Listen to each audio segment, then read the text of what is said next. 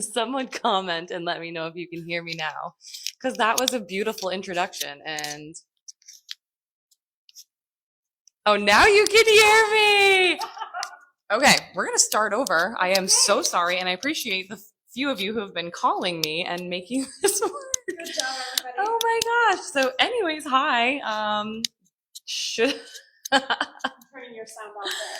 That's crazy because I unmuted it on there, but hey, with every first virtual class, there's going to be little hiccups. Anyways, and telling you what she can offer to the Brattleboro area, because we're all about women supporting women, and I want you all to know a little bit more about what she has here, because I get to use the space for a little bit. So I'm so blessed and thankful for that. So anyways, here's Jessie. Heck yeah. Oh, and I get a little microphone this time. That's so cool. So as I was saying, and we'll repeat again, but much more concisely this time, I'm now at 20 Technology Drive. Some of you may have seen me for massage before. I offer deep tissue and very particularly intuitive and myofascial release, along with now including an amazing full spectrum, top of the line red light therapy and infrared sauna. So I have that. It's a very spacious machine. It offers its own private room. So it's a self-check-in process. You would get an access code to the door. It would let you in, and then you would see yourself into the sauna room. Take your time, enjoy the process in a beautiful reclining chair after your sauna session. You can purchase some electrolyte powders and have filtered water here on site. So anyways, a self-check-in process for the infrared sauna and red light therapy. Some people think it just makes you sweat. It actually does way more than that. It actually offers a huge amount of benefits, including pain relief, inflammation reduction. It can help you have healthy, glowing skin. It can help you with any chronic pain and improved range of motion, muscle recovery from the gym.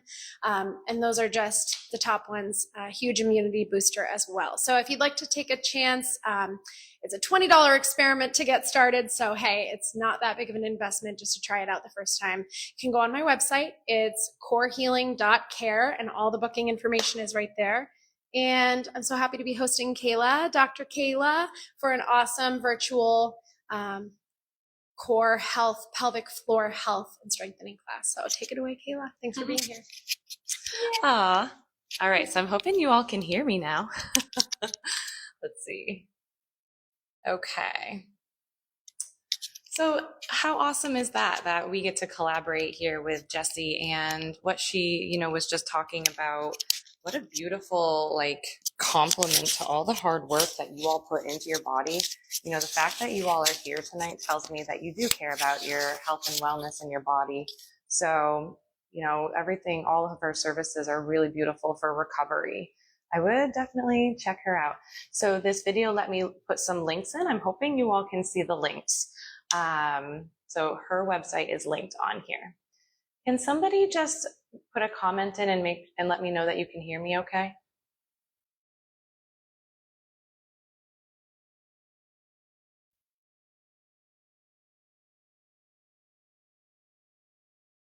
Good?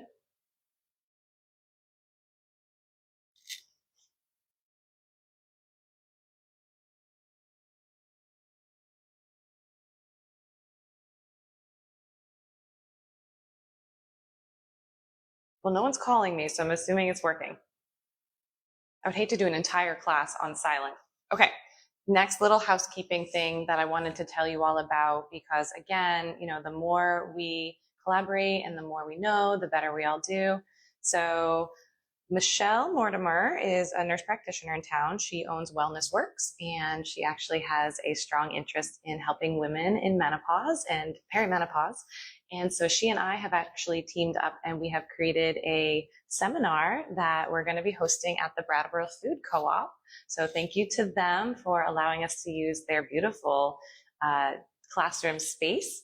I'll have more details to come, but the premise of that is to help women in menopause learn about all the tips and tricks that they can take away and, face that phase of their life with all of the tools they possibly can to succeed and feel good through it. So that's going to start on Thursdays, and it's not this Thursday, it's next Thursday, but I have more information, and there is a link also to her website that gives you more information on that. So that'll be really cool, and I hope some of you plan to join us. Okay, think that's it. I don't know why I can't see any of your comments. So again, first virtual class, there's going to be little hiccups, but it's going to be great. Stand by.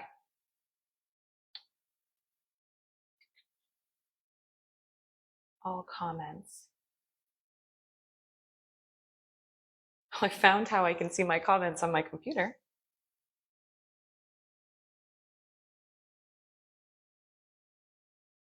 Okay, we can hear me. Okay, thank God. Oh, that was terrible. Like I said, I had a beautiful introduction that I couldn't repeat, but okay, anyways, let's get started with class. Okay, so again, this is gonna be every Tuesday, 6:30 to 7, and my hope is that we can do this for about 12 weeks. So for those of you who are here, get ready, it's gonna be awesome. And if you really commit to it and stick to it and be accountable every single week, you're gonna find some beautiful progress. Yeah, and it's going to kind of build on each week. So I'm going to encourage you to try to make it. And these recordings should stay in the group. So if you can't make it during the time, you definitely can watch them later. If I put like a hashtag to it, it should be able to be searched in the group as well. So again, this is a free class. I'm donating my time to help you all with this. I do feel very passionate about helping people with their core and their pelvic floor because it's our foundation. And quite frankly, it's an area that we all kind of struggle with a little bit in terms of how to activate it and use it and, be as strong as possible in that area.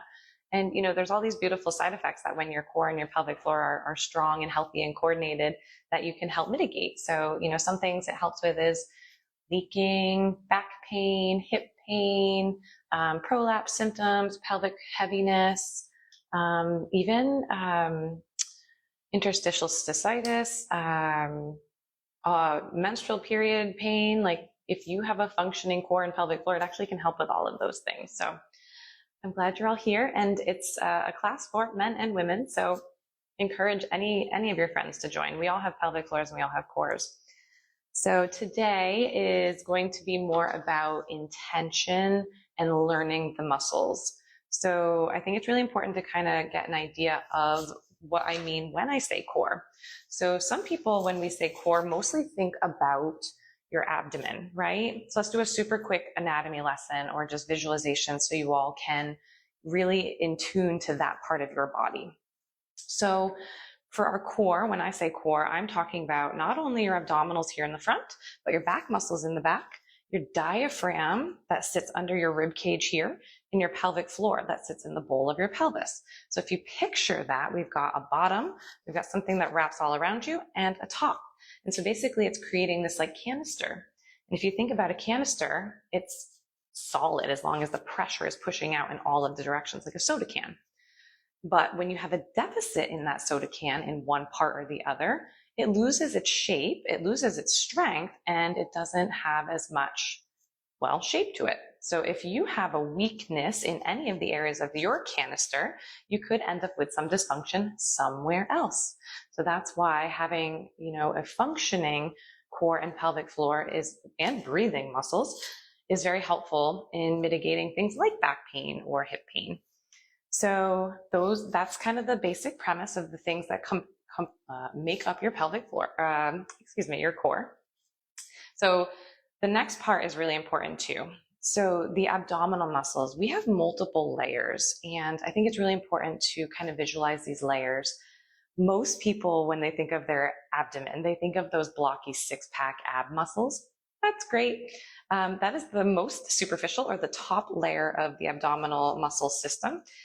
But quite frankly, it's not the most important. So for everyone who's just constantly just doing sit-ups, that's good. You're going to be able to get up out of a bed or like a lounge chair or, off the floor. Like you're going to be functional in that way. However, you're not working on that deep core system where you're getting true stability. It's just creating this hypertrophy or blockiness to that abdominal muscle. So if you want the six-pack ab muscle, keep doing sit-ups. So that's the top layer. The next layer underneath that is your oblique muscles. And the oblique muscles run in this pattern, like this. And there's two layers. You have external and internal, and they go from your rib cage down to your pelvis. And what they function to do is rotate you. So when you're walking and running, if you've ever gotten that like stitch in your side, that little cramp, oftentimes that's your oblique muscle because you're doing rotation like this. And those muscles, they don't have a ton of stability property. They will, like I said, rotate you when they're working independently. But if they're working together, they can stabilize you a little bit. So there is some importance to those muscles in terms of stability. But this is the bread and butter. This is the one you need to really envision and find. And this happens to be the muscle that is the most sleepy on people and hard to find. So you don't have to remember the name, but it's called the transverse abdominis. And what I want you to remember is what it looks like and what it does. So this muscle, if you picture like a corset, the old like medieval time, the women would put on that corset. This muscle literally does that for your body. So the muscle wraps around you, connects from your spine, comes forward, catches the ribcage and the pelvis, and holds you together. Pretty cool. But for some reason, that muscle will say, oh, I have other muscles that are going to do the job. I'm not really going to show up. And it's so deep that it's hard to really tune into. So the really cool thing is we can find it and you can activate it. Now, the best way to get activation in that muscle is through breathing and pelvic floor activation. So we have fascia systems, that is connective tissue that runs through the body. And the fascia of the transverse abdominis actually connects into your pelvic floor muscles. So that's really cool. So when you activate one, the other one should come along with it. So when we train together throughout this 12 weeks that we commit to this, those muscles we're going to try and coordinate and activate together. And it's going to stem from using correct breathing mechanics. So let's talk about the diaphragm, your biggest breathing muscle. So the diaphragm is a muscle that sits under your rib cage. And when you inhale, it drops down. Okay, your ribs expand, everything down here expands. You're allowing your lungs to get big and your diaphragm's pulling that down and out. So cool. So picture as that drops, if you don't make space below here, there's nowhere for that pressure to go. So believe it or not, when you inhale, your pelvic floor muscles lengthen and drop down. Okay, so big inhale, pelvic floor muscles lengthen and drop down. While we're talking about that, actually, I want all of you to take a really big, deep breath in. Okay, so just pay attention to what happens to you and see where that breath goes. So big inhale. Now this is where you have to have modesty and permission with your body. So a lot of us hold everything in and don't allow ourselves to get big. We were taught that that's not attractive to have this big belly, but I want you to let that happen. On your inhale, let that get big. Those ribs should go out, back, and up a little. Now, a lot of people, when they breathe in, will start to use their back muscles to help. Now, I don't want you to do that. The rib cage is a cage. 360 breathing. You should actually be expanding into your back too. It's subtle, but those ribs do move backwards. So when you inhale, make sure that your rib cage is going back, out, and forward. Don't do this, because that's going to create so much tension in those poor back muscles. How many times do you think you take an inhale in a day? That's a lot of overactivity of those back muscles. Ella, sleeping over here. So the next thing to try to do to kind of pinpoint where your breath is going, put one hand on your chest and one on your belly. Feel which hand moves more. Do they move equally? Your goal is to not let this one move a ton. And if it does move, it should move at the end of your inhale. So you're sending all that air down first.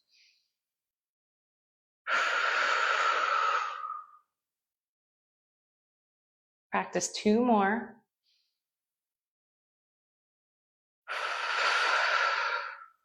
The other thing when you inhale, try not to, for those of you who have neck pain and tightness up there, you might be constantly breathing up like this. So pay attention to that too. Now, I know it seems really silly. We're working on the foundations today, but I would say 90% of people I work with breathe opposite.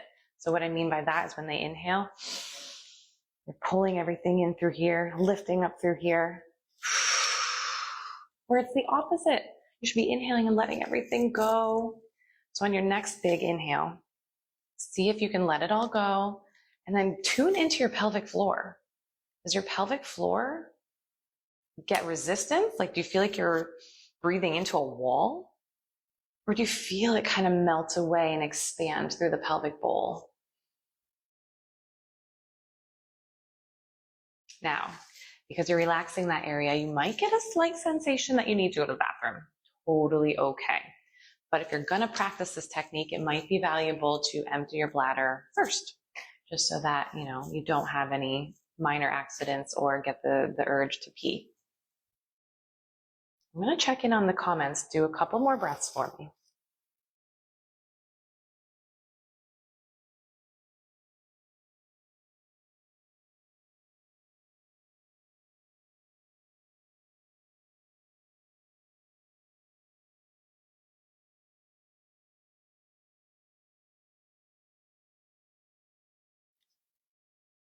Okay, just a ton of comments saying you could hear me. That's fantastic. Okay, so next, now that you've relaxed everything and expanded, picture this. In order for a muscle, so pelvic floor muscles, core, all of those muscles are the same as your bicep muscle, your quad muscles. They're all skeletal muscles and they do function all the same. They lengthen and they shorten, and you can control them.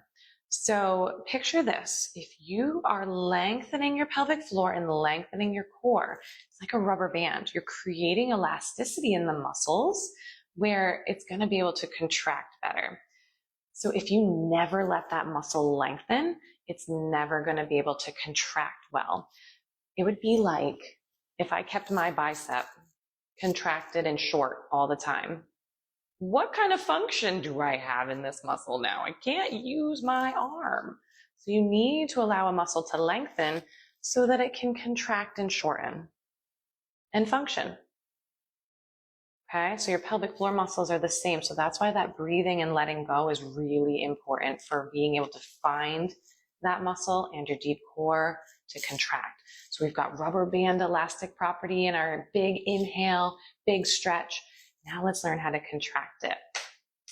Now I want you all to lie down on your back with your knees bent. I will do the same. Oh.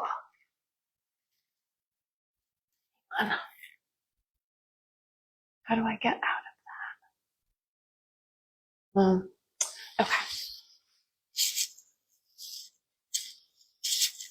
Yep, y'all can hear me or see me. Okay, so laying on your back actually is easier for this technique because now you're in what we call a gravity minimized position. Gravity exerts its force straight down to the earth, right? So when you're sitting up or standing, if your pelvic floor muscles are like this in the bowl of your pelvis, all the organs, all your weight, all the gravity force is pushing down on those muscles. And they're like, oh, I'm trying to hold on. But when you lay down, you're taking all that, not all of it, but a lot of that force off. So laying down is easier to find and activate these muscles.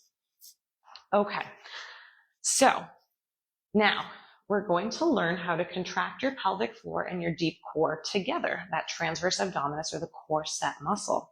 We're going to use it on our breath. So you just learned how to inhale and let everything go and lengthen. Beautiful.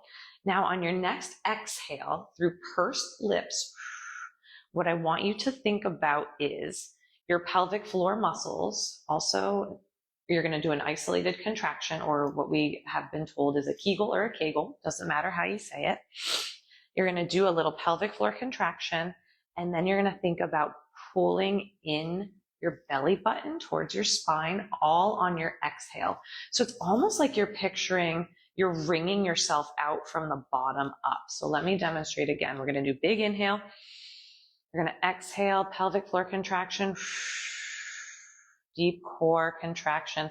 Nothing moves. This is an isometric contraction. Your hips don't move, your pelvis doesn't move, your spine doesn't move.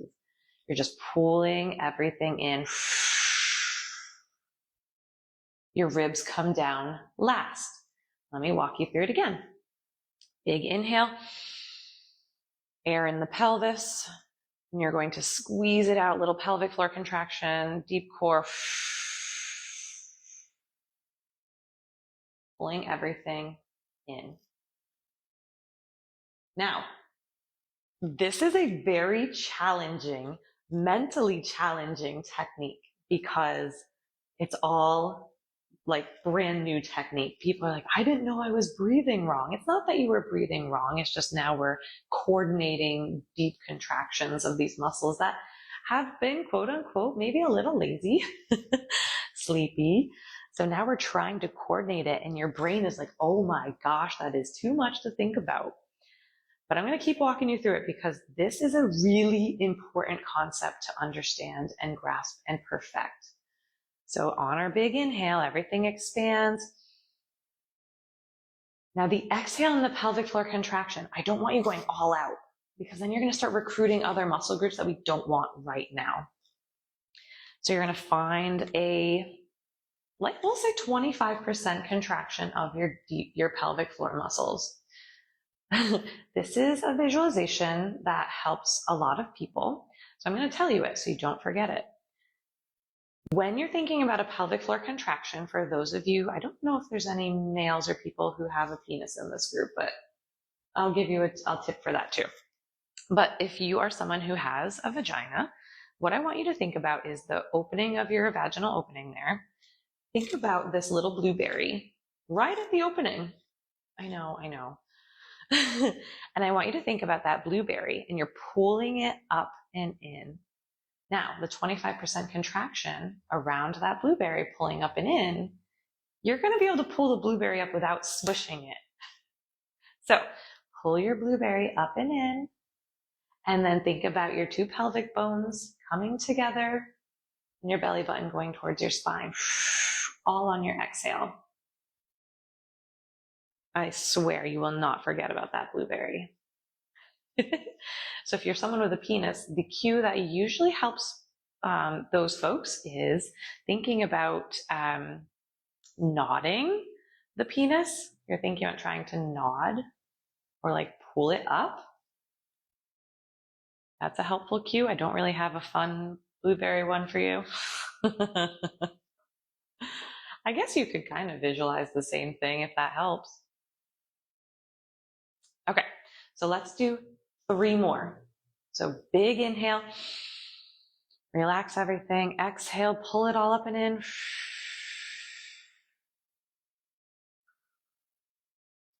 Ribs are the last thing to come down and in.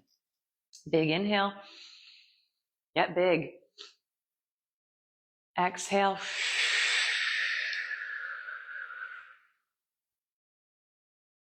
One more. Inhale. Exhale. Okay, good job. So I always do this. I always go over in time. So I hope you all can stay a little bit extra beyond 7 p.m. because I wanted to go over one more part of this, maybe 2. Okay, so I talked about how the transverse abdominis, or that deep core muscle, has connections into your pelvic floor. Well, get this, there are other muscles that connect into that area. So there's something called the overload principle. So by training those other muscles that connect into your pelvic floor by overload principle, meaning indirect effect, you can actually strengthen your pelvic floor by strengthening those other muscles. So cool. So the other muscles that we're going to target, we're definitely going to do that one. Let's do 2. Let's do 2 more. So the other muscles that connect into your pelvic floor are actually muscles that move your hips. So the first one is your groin muscle. These adductor muscles go right up into the pubic bone, and the fascia connections go into your pelvic floor. So let's address the adductor muscles. Now, I mentioned in the Facebook group to have something you could squeeze between your knees, a firm pillow, a rolled up towel, a ball.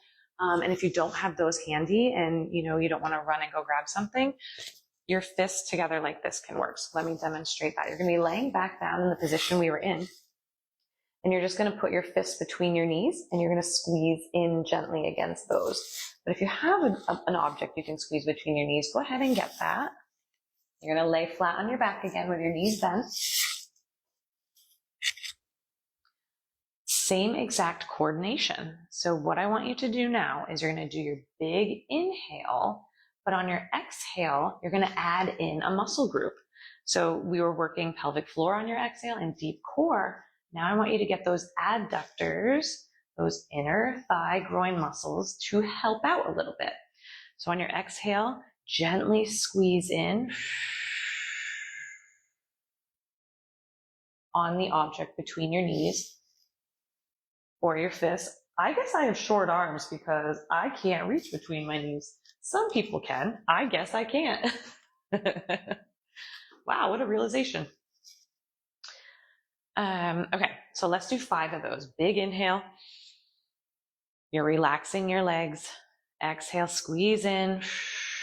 Pull your pelvic floor up and in. Deep core, belly button to spine. Ribs come down.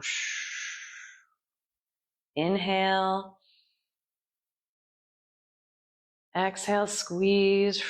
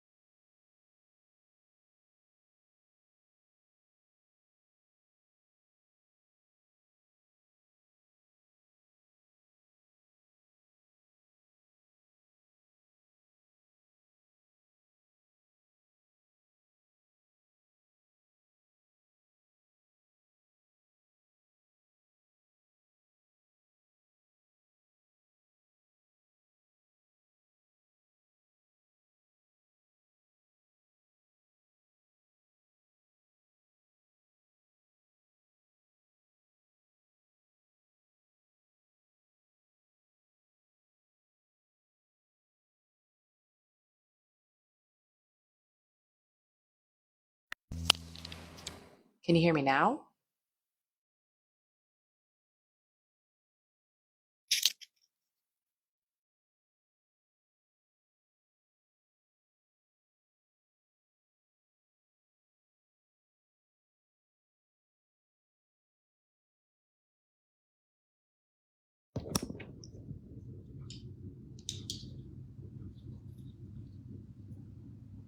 Okay.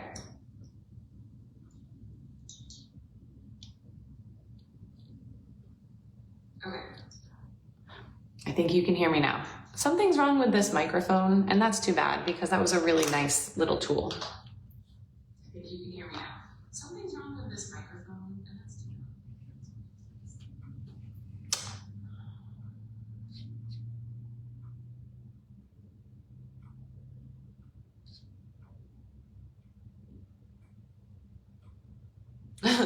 Thank you. It's in and out. Okay. So did you all hear how to do the adductor squeeze with the ball?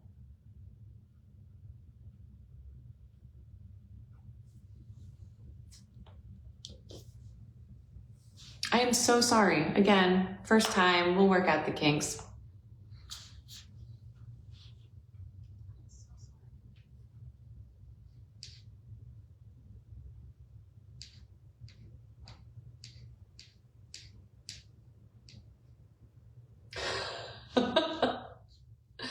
I'm just reading your comments.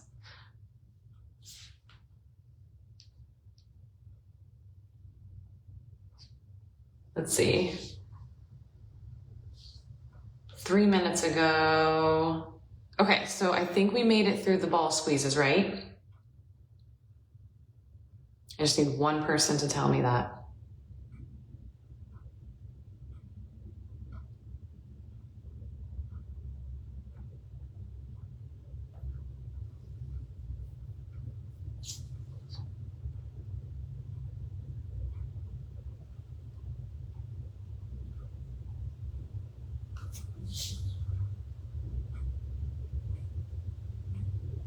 Okay. All right, so let's continue. Sorry.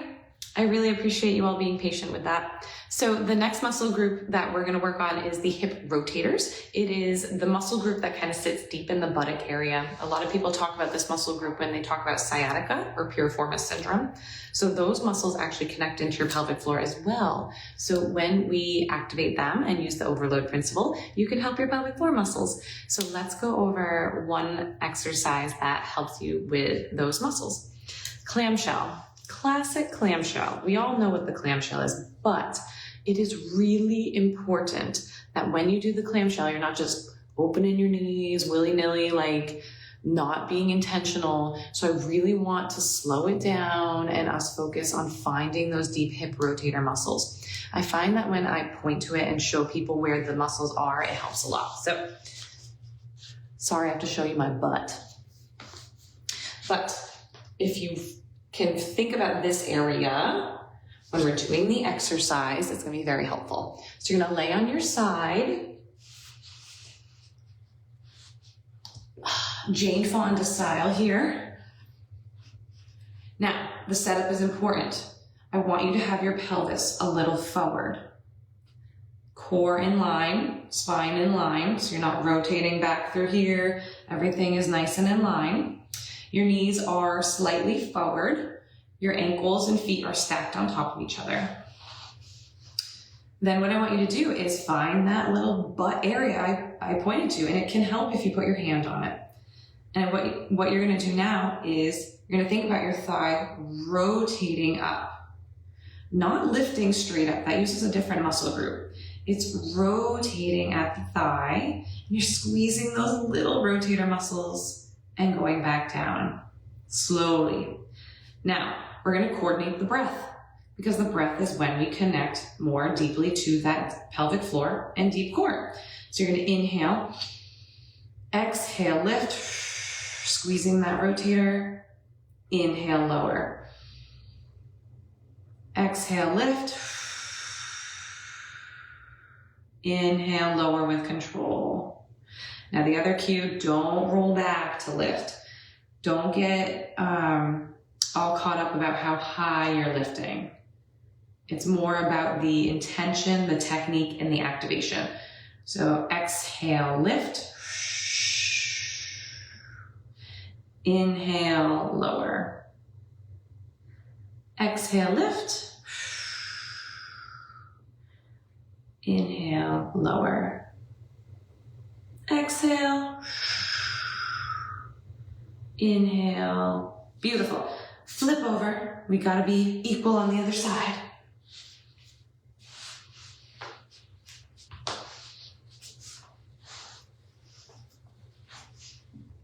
Everything's lined up, pelvis is forward. Everything's stable. Exhale, lift. Inhale, lower. Find that deep hip rotator, squeezing. Think about rotating the thigh, not lifting it. Really rotate. Exhale, inhale down.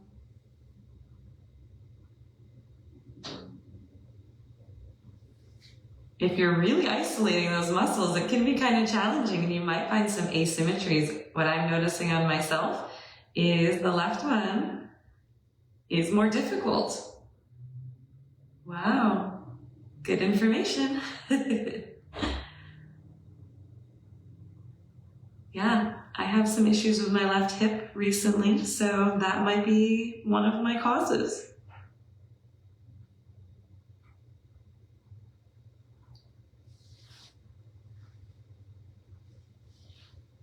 Okay, very good. So that was quick and dirty.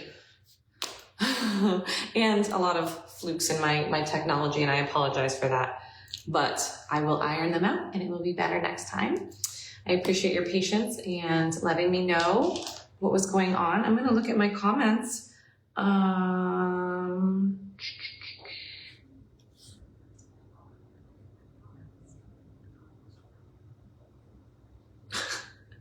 you hear me now? Can hear you now. Oh.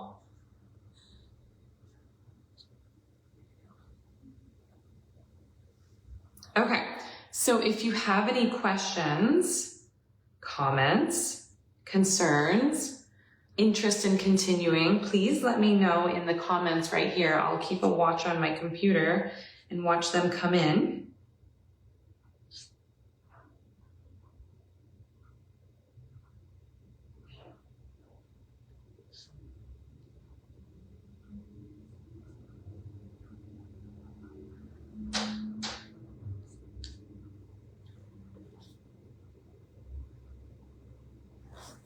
I will wait to see if something comes through.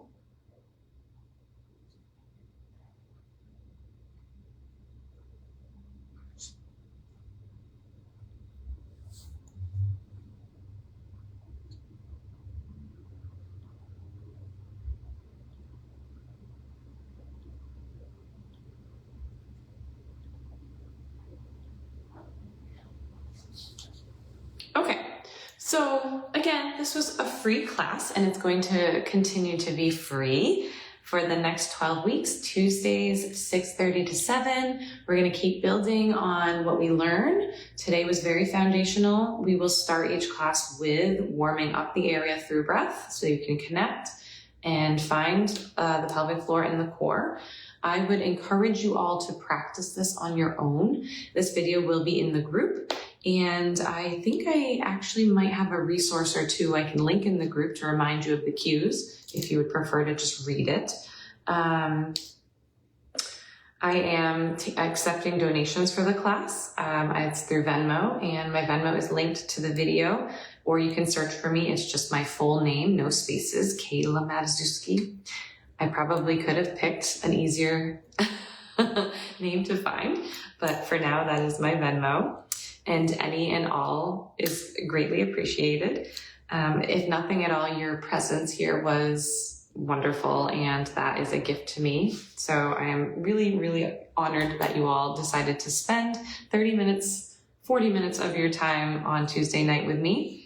So I look forward to popping on here again, and hopefully I will be blessed to be in Jessie Brown's space again on Tuesday, 6:30 next week. And again, this is for anyone. You don't have to have gone to the previous classes to get benefit from the next ones. So yeah, I hope you all have a beautiful rest of your night. And I'm here through the group, through direct messaging for any questions you might have. Yeah, let me know what you all need. And I always hate signing off and leaving you all. But I'll see you next week. Take care, everyone.